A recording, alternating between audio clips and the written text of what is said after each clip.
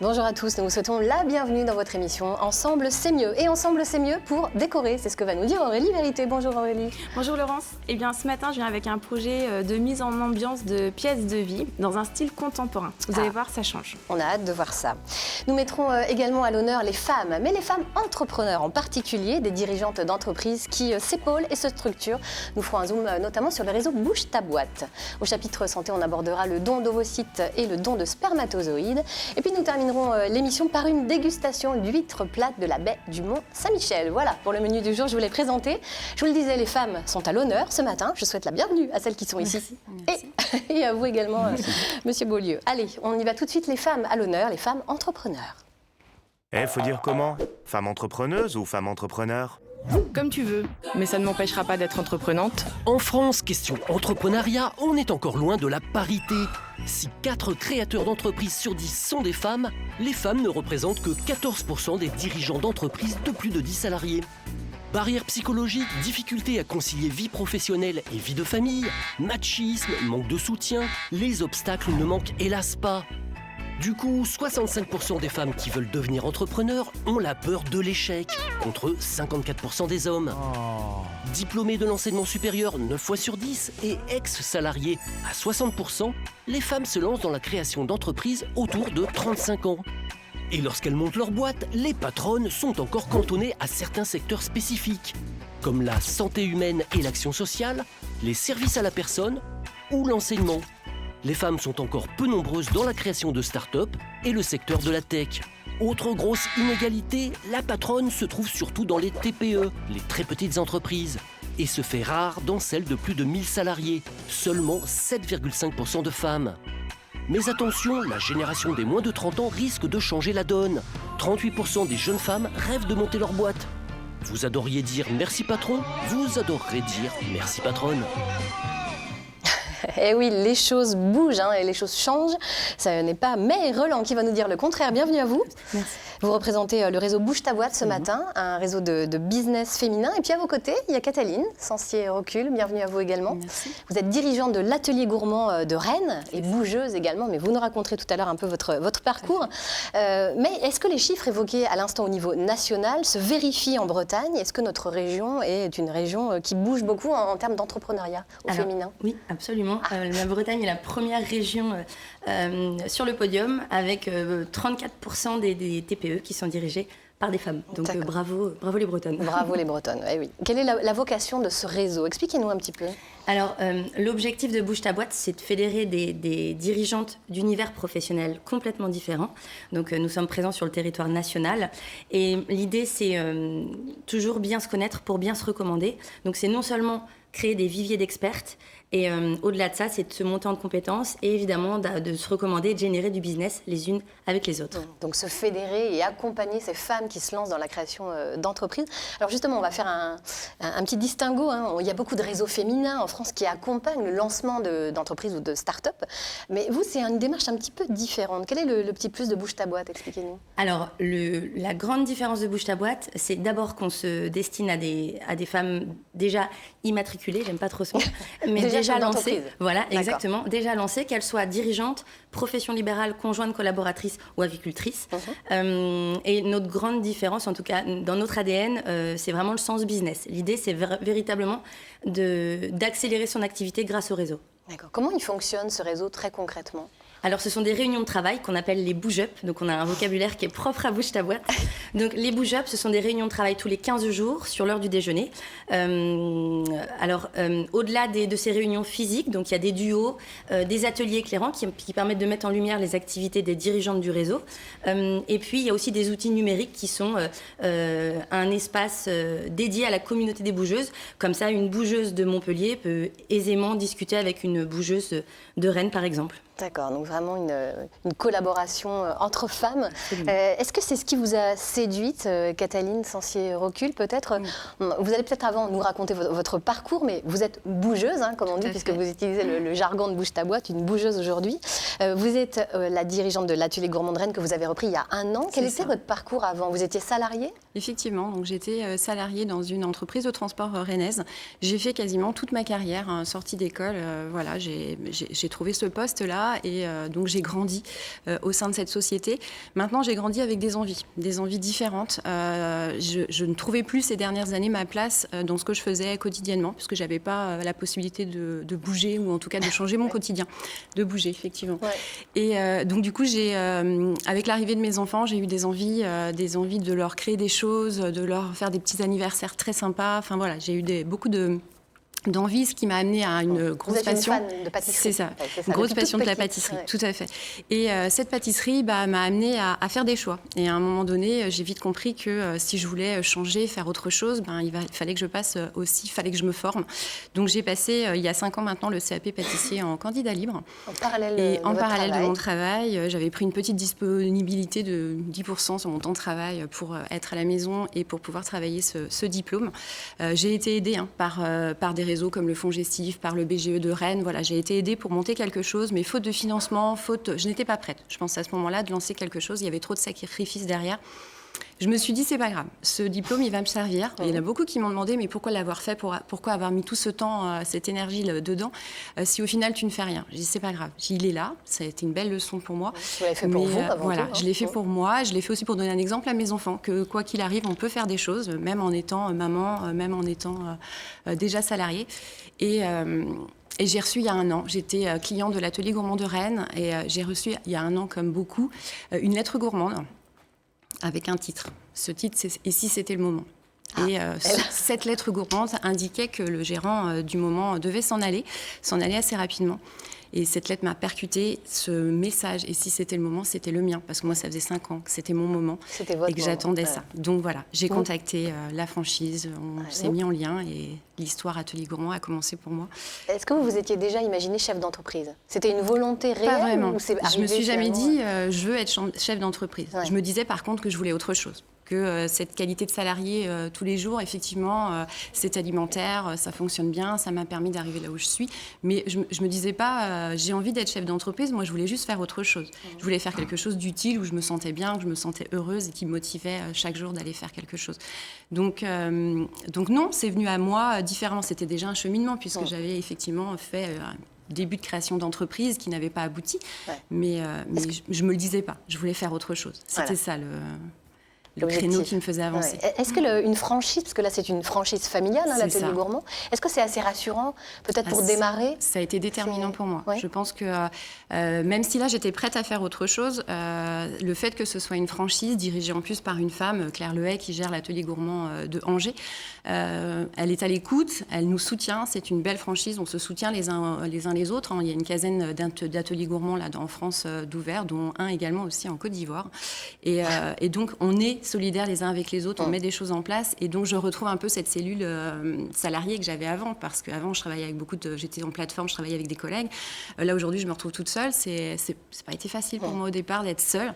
Et ben je ne suis pas seule, parce que les franchisés sont là, et si j'ai besoin, j'appelle, je passe un coup de fil, on est là pour m'aider, et ça c'est quelque chose que je retrouve chez Bouche à Boîte aussi. Alors voilà, vous aviez besoin, vous sentiez le besoin, ressentiez ce besoin d'appartenir à un réseau. J'avais besoin d'être entourée malgré tout. J'avais du mal à me dire je vais être seule et gérer le quotidien toute seule. De toute façon, pour gérer une entreprise, c'est pas possible.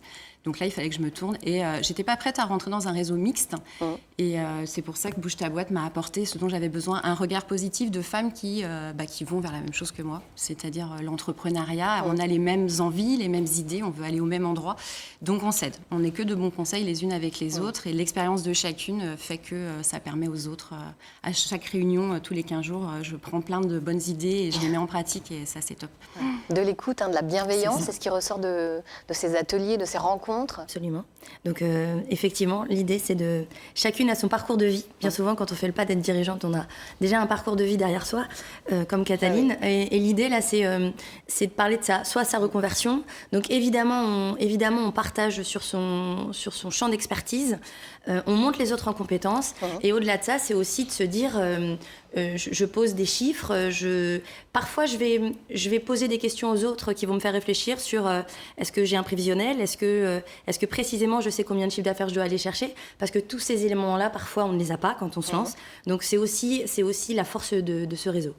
Il n'y a pas d'esprit de compétition, on va plutôt parler d'émulation. Absolument. On essaye de se motiver les unes les autres, c'est ça? Absolument. Ouais. C'est complètement l'objectif de ces réunions et de ces groupes de femmes dirigeantes, tout à fait. Et d'ailleurs, le fait qu'elles soient toutes d'univers professionnels différents, ça permet d'apporter des prismes différents sur des problématiques posées.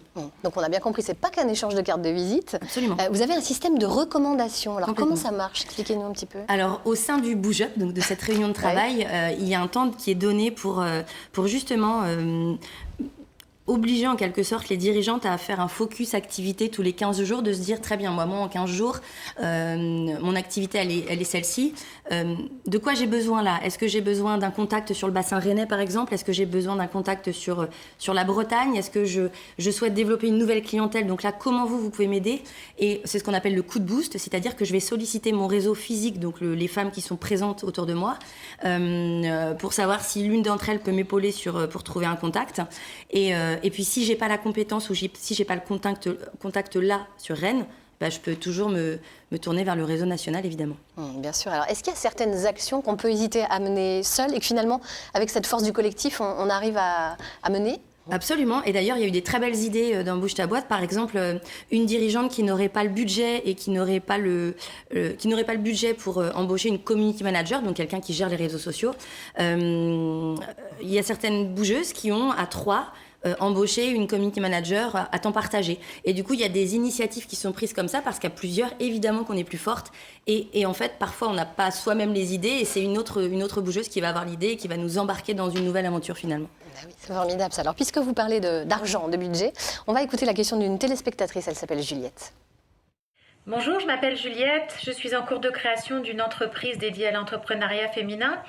Et je me posais la question suivante, existe-t-il des aides spécifiques, fiscales, financières ou autres, dédiées aux femmes créatrices d'entreprises? Merci. Alors, May, est-ce que vous avez la réponse à la question de Juliette? Oui, merci Juliette pour la question. Alors effectivement, aujourd'hui, il y a Pôle emploi qui accompagne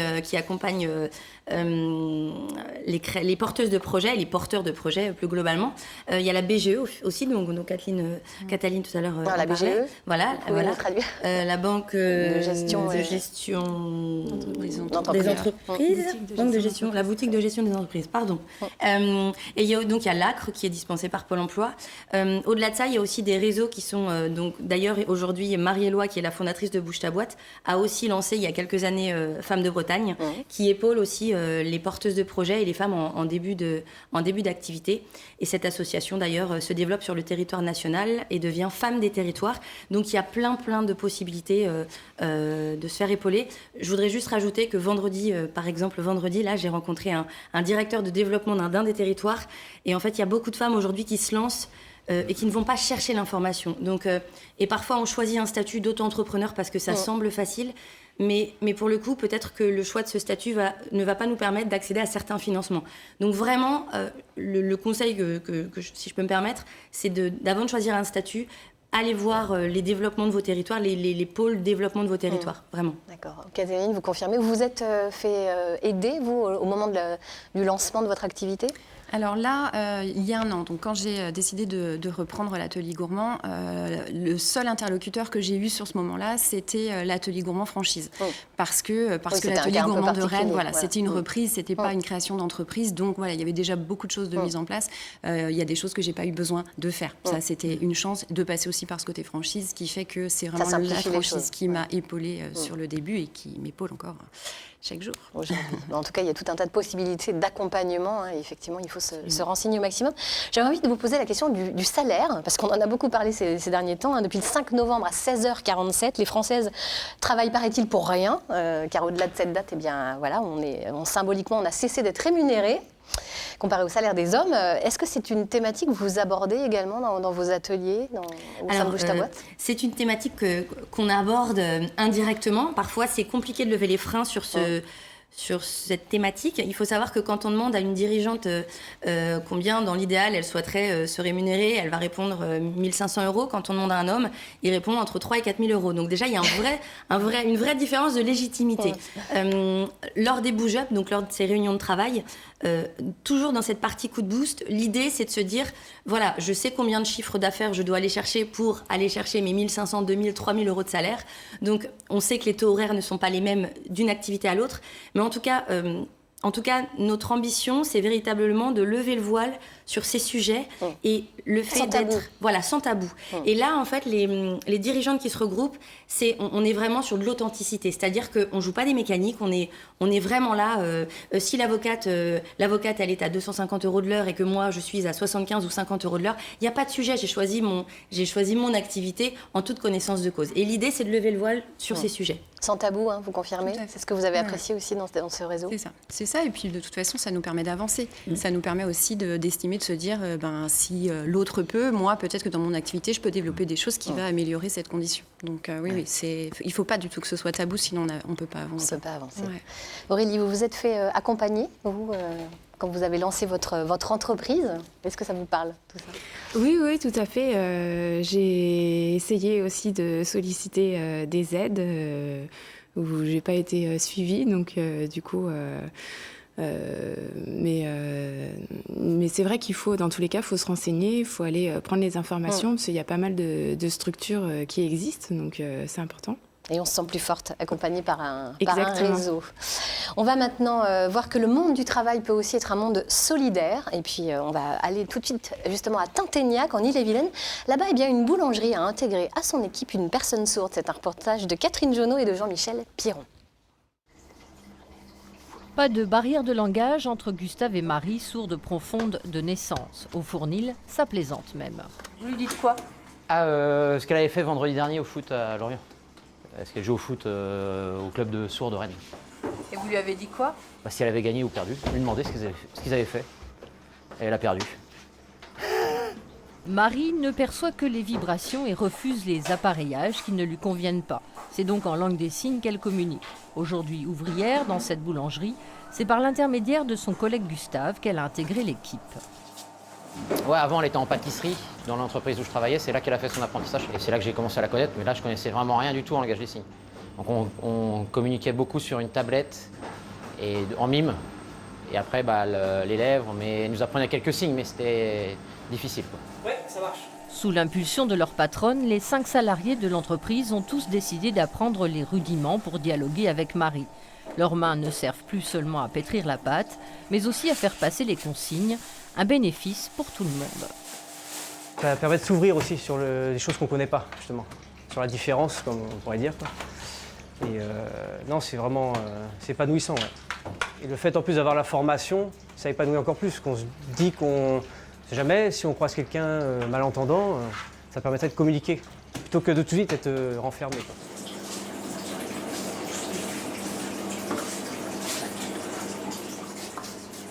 J'ai trouvé que c'était bien d'avoir des cours.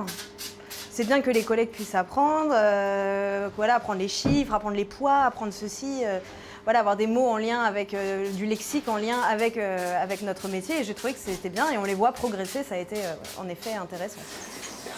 Au-dessus de la boulangerie, 2 heures par semaine pendant 5 mois, un professeur de l'association des parents d'enfants déficients auditifs initie le personnel. Des cours ludiques financés grâce à un fonds dédié aux entreprises. Tous volontaires, les employés sont dans la découverte. On est tellement sur les images et justement utiliser nos mains. Moi, je vois ma fille de 8 ans et demi adore en fait répéter les petits signes que je leur montre à la maison parce que, oui, voilà, comme c'est très imagé, on accroche très vite, ouais. On se dit que dans une entreprise, ça va être long à mettre en place, compliqué, alors que finalement c'est très simple. Mais je pense que c'est juste une peur. Aujourd'hui, si on peut donner cet exemple, de pouvoir mettre ça en place facilement, ce serait super parce qu'en fait les personnes sourdes ont beaucoup de problèmes de chômage. C'est très compliqué pour eux. Voilà, nous allons maintenant évoquer le chapitre santé avec vous, docteur Domain Bernard. Bienvenue. Bonjour. Vous êtes gynécologue au CHU de Rennes et nous allons parler avec vous du don de gamètes et de spermatozoïdes. Alors, quel est l'état des besoins aujourd'hui, le nombre de couples en attente en France? En France, on estime à plus de 3000 couples qui sont en attente d'un don d'ovocytes ou de spermatozoïdes. Et chaque année, il y a à peu près 750 dons d'ovocytes qui sont réalisés. Il en faudrait le triple pour assurer les besoins. Pour assurer les besoins. Alors, l'évolution des lois bioéthiques vont changer pas mal de choses. Oui. Actuellement, c'est en discussion au Sénat. Ça a déjà été discuté à l'Assemblée et on attend la révision des lois de bioéthique pour l'année prochaine. Ça fera évoluer certaines conditions du don, notamment l'anonymat.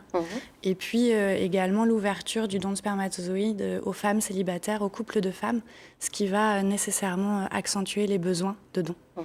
Le don nécessite un engagement, mais vous avez envie de faire passer le message que c'est simple. Exactement, voilà, c'est simple le don. Alors justement, comment ça se passe très concrètement puisque c'est simple? Vous allez nous expliquer. Pour les donneuses, elles se présentent au centre de don. Il y a un bilan qui est réalisé en une journée. On essaye de simplifier les choses pour éviter les déplacements. Puis ensuite, il y a un traitement hormonal. Avec des protocoles simples qui durent une dizaine de jours par piqûre. Et au terme de ce traitement, une ponction ovarienne qui se fait au bloc opératoire. Pour les donneurs, il y a également un bilan réalisé sur une journée.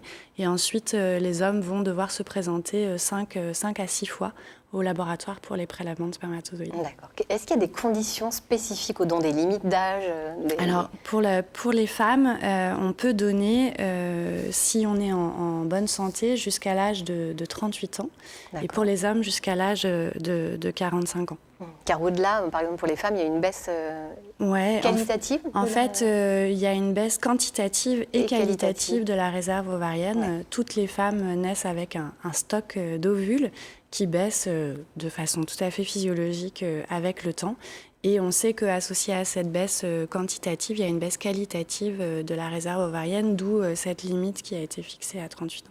D'accord.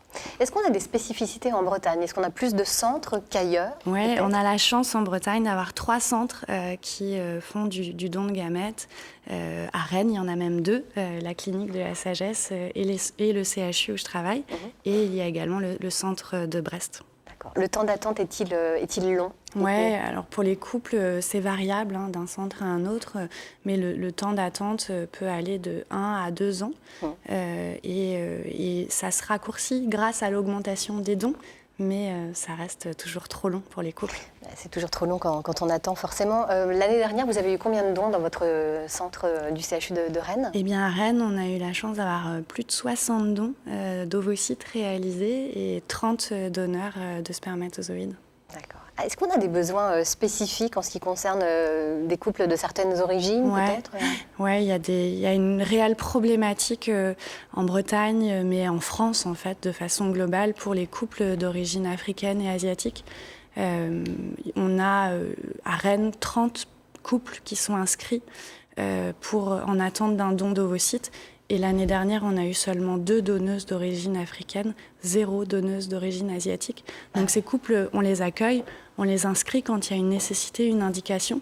Mais aujourd'hui, c'est compliqué, voire quasiment impossible de les prendre en charge. Donc on en appelle à toutes les femmes qui se reconnaissent et qui souhaitent se renseigner et faire un don.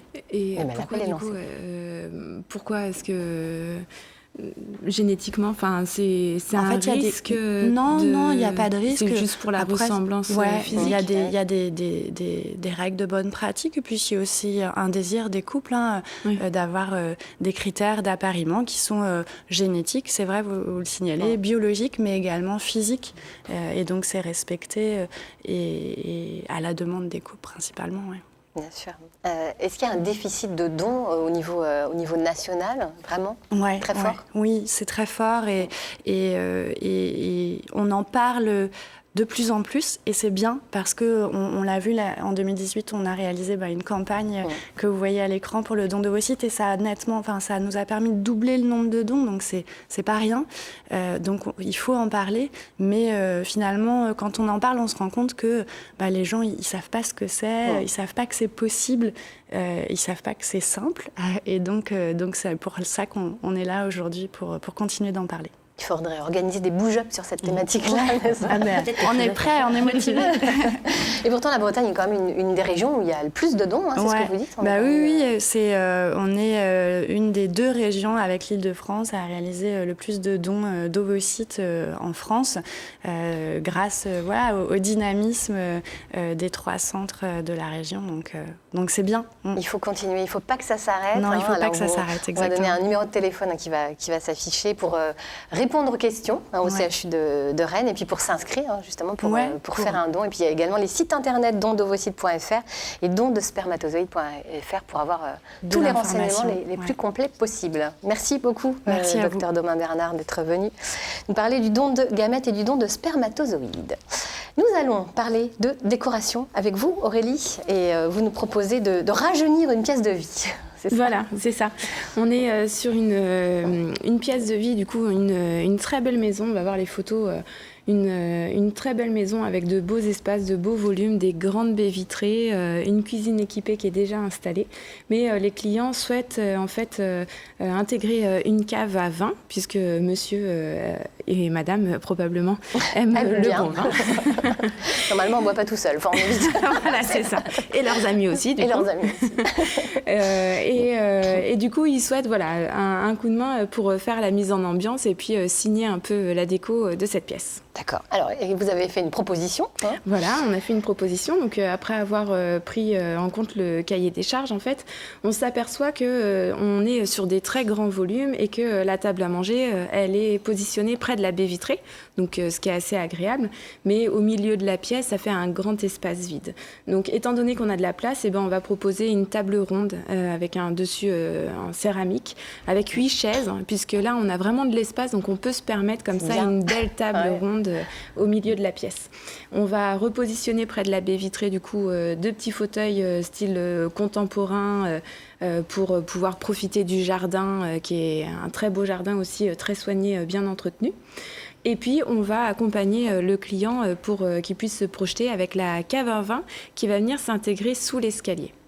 Ça, c'est une chouette idée, ça. Une cave à vin sous l'escalier. C'est un gain de place c'est un gain de place. Et puis, on va voir sur la planche tendance, peut-être, avec les inspirations. C'est là pour le client, quand vous voyez l'inspiration qu'il a eue. C'est vraiment un meuble, du coup, à part entière, qui vient dans la pièce. On n'est plus sur de l'accessoire. C'est une carte forte dans la décoration qui va être intégrée ici et qui va mettre en valeur vraiment toutes les bouteilles avec des portes vitrées. Monsieur est caviste, peut-être, ou madame. C'est vraiment...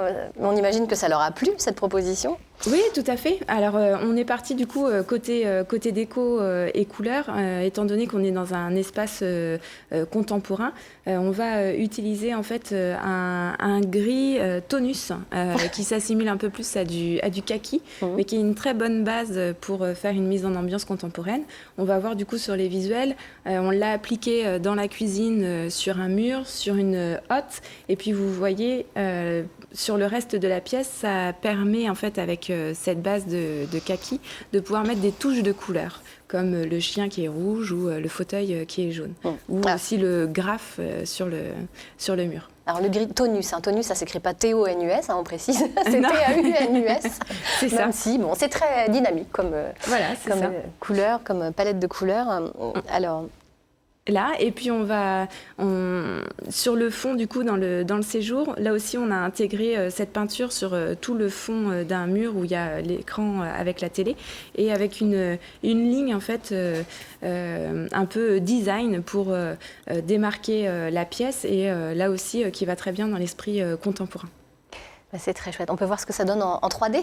Oui, en 3D et puis en vidéo, on a une petite visite guidée pour mieux se projeter dans l'intérieur. Alors, découvrons ce que ça donne. Wow. Ouais. Donc là, on a intégré, c'est le long de la cuisine qui est derrière. Et, on a intégré le gris tonus. Et puis, vous voyez, les touches de couleur, elles restent sur une base de blanc, bois, métal, noir.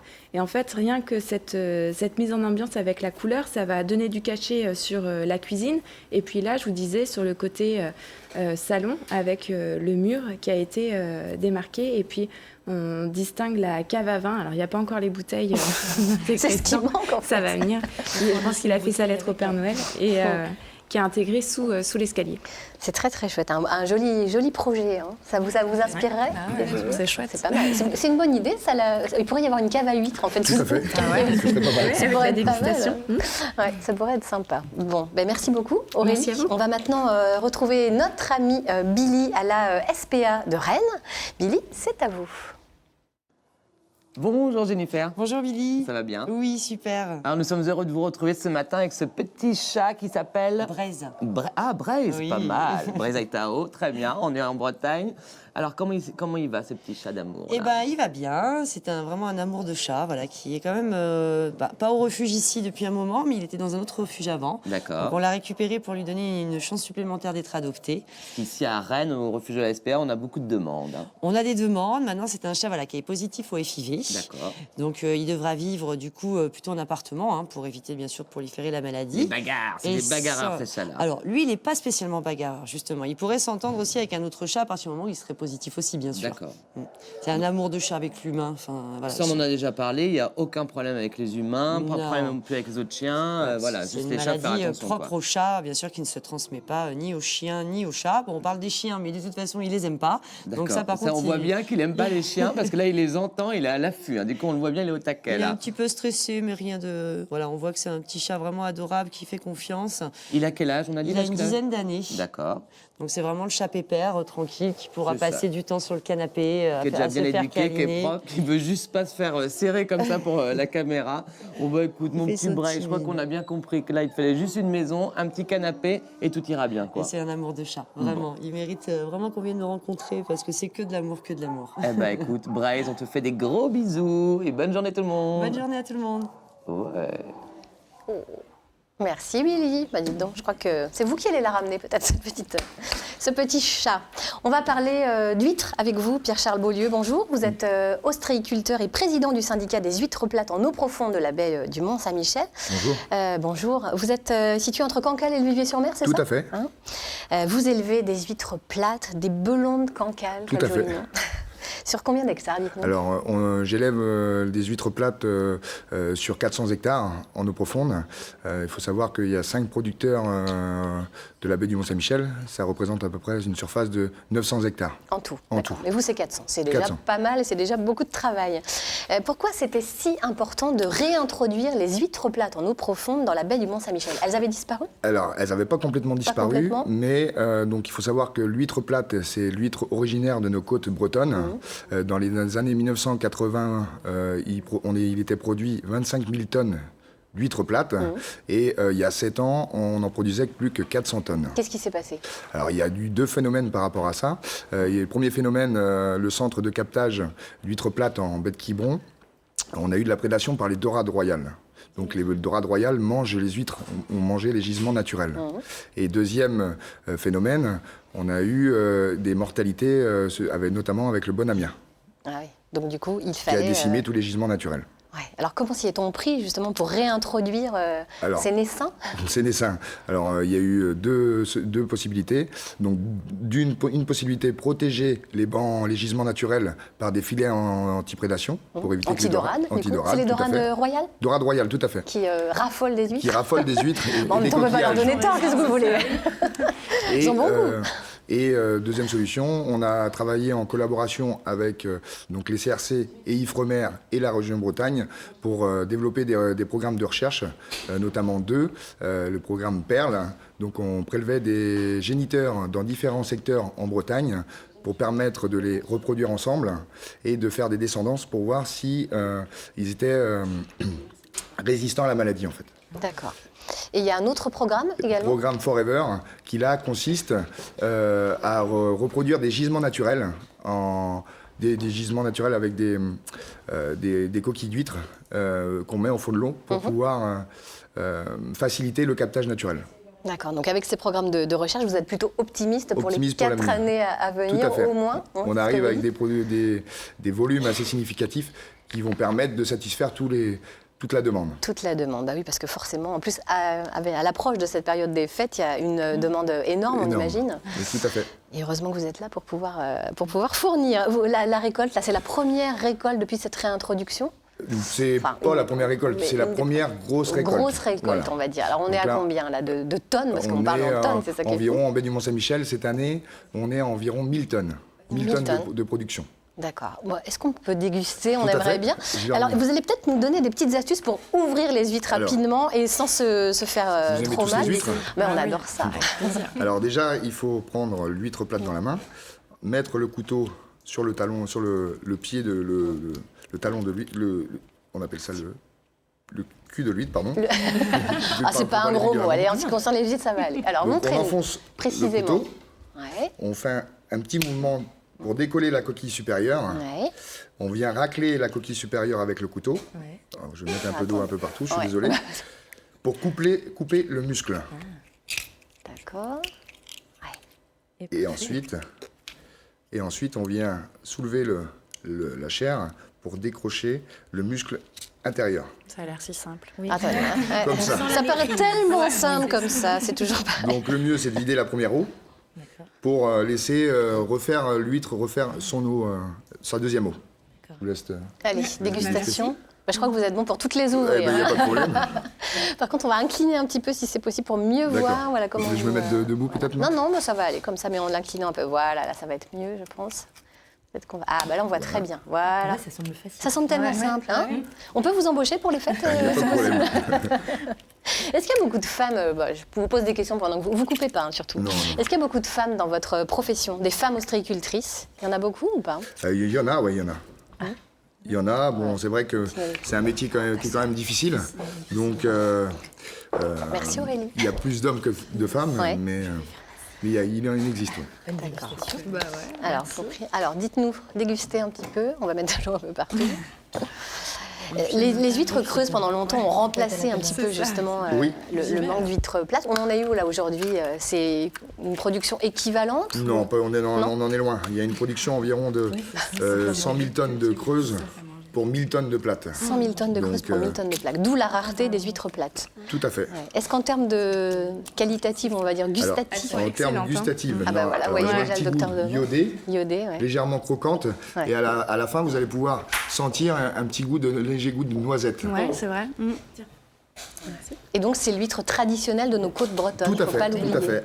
Il faut savoir qu'avant, il n'y avait que des huîtres plates sur nos côtes et on a importé de l'huître creuse pour remplacer justement les pénuries d'huîtres plates. Et on a importé de l'huître creuse japonaise. Pardon. Alors, comment est-elle, Cataline? Eh bien, écoutez, très très bonne. Délicieux. Pour des huîtres de pleine mer, elles sont pas trop salées. Elles sont elles sont élevées sous la mer. Elles sont tout le temps immergées entre 4 et 12 mètres de profondeur. D'accord. Entre 4 et 12. Comparé à la creuse où elle est élevée sur estran. D'accord.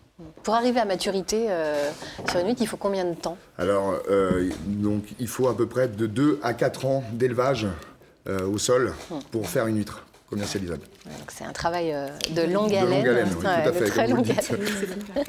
Et vous, est-ce que vous allez être un peu plus d'ostréiculteurs? Peut-être que vous allez justement motiver d'autres ostréiculteurs à se lancer. Bien sûr. Justement Vous y travaillez, ça? Justement, avec le syndicat des huîtres plates en eau profonde de la baie du Mont-Saint-Michel? Alors, oui, on y travaille, mais alors les concessions, il faut savoir que les concessions ne sont pas extensibles. Les concessions appartiennent à des ostréiculteurs et on ne peut pas en avoir d'autres. D'accord.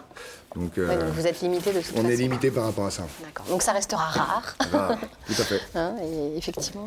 Eh bien écoutez, alors attendez, je vais essayer de la déguster. Parce que là, c'est pas si simple que ça. J'en prie à deux. Attendez, mais là, je vais en mettre partout, donc on va y arriver. On y est tous passés.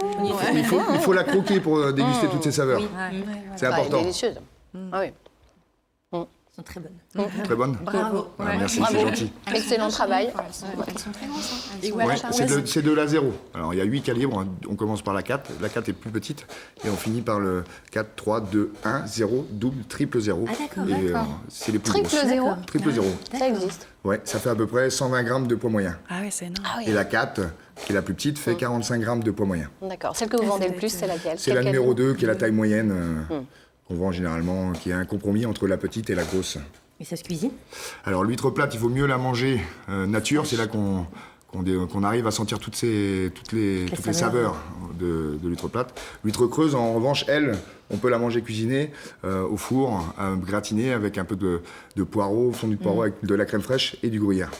Bon, bah écoutez, on approche de midi, on approche de l'heure du déjeuner, ça tombe bien. Je suis désolé, j'ai pas ramené de vin blanc. Je trouvais à que ça faisait un peu tôt. Bon, ça se déguste aussi avec de l'eau, très bien aussi. Merci beaucoup Pierre-Charles Beaulieu. Mais écoutez, voilà, on est en appétit maintenant, ça y est. Vous avez mis l'eau à la bouche. Merci beaucoup d'être venu Merci à vous de m'avoir reçu sur votre... Grand plaisir. C'est fini pour aujourd'hui, les amis. Merci beaucoup. On se retrouvera demain à 10h45. Vous avez, avant qu'on se quitte, un petit rendez-vous à nous annoncer, May ? Absolument. Alors, les 23 et 24 janvier prochains à Station F. Alors, moi, je ne connaissais pas Station F. C'est le plus grand incubateur de start-up du monde. Donc, c'est à Paris. On organise un grand événement pro-entrepreneuriat. Hommes et femmes, l'idée c'est véritablement de réussir tout ensemble, hommes et femmes, à faire bouger les lignes pour que les femmes vivent mieux de leur activité avec les hommes. Donc voilà, rendez-vous sur notre site internet pour plus d'informations. Donc Station F à Paris le 23 et le 24 janvier et c'est ouvert à tout le monde, à toutes les Bretonnes et les Bretons qui peuvent venir donc à cet événement, n'est-ce pas ? Merci beaucoup à vous tous d'avoir été avec nous. On se retrouve donc demain à 10h45 pour parler notamment du développement du télétravail. Vous voyez, on va encore parler du travail. Dans quelques instants, retrouvez votre série Itinéraire Bretagne qui est proposée cette semaine par Christelle Veillard autour du sport féminin de haut niveau. Et aujourd'hui, vous découvrirez le tumbling. Qu'est-ce que c'est le tumbling ? Eh bien, c'est une forme de gymnastique acrobatique, comme vous pouvez le voir derrière nous. Voilà, c'est impressionnant. Ouais. Je vous invite vraiment à le regarder, c'est très intéressant. On vous souhaite une très belle journée sur France 3 Bretagne. À demain, Kenavo.